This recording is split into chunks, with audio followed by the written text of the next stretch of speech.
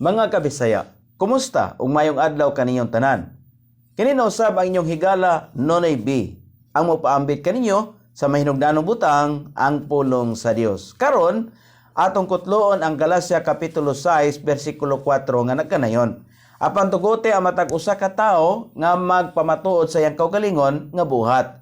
Ug unya siya adunay pagkalipay diha sa iyang kaugalingon lamang ug dili sa uban.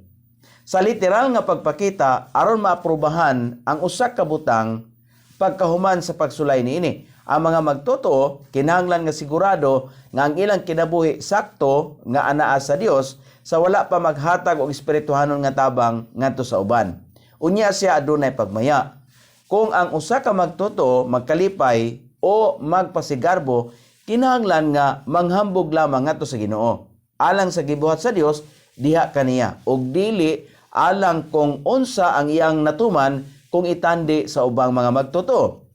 Ang paglimbong sa kaugalingon gipahinabo sa usa ka kusog nga pagtandi sa usa ka moral nga kinabuhi sa mga nailhan nga sayop sa iyang igsuon nga mga Kristohanon. Aron malikayan kini, ang matag tao pamatud-an ang iyang kaugalingon nga buhat. Ang kalipay dili gikan sa pagtandi sa mga kalig-on sa moral sa usag-usa sa mga kahuyang sa uban.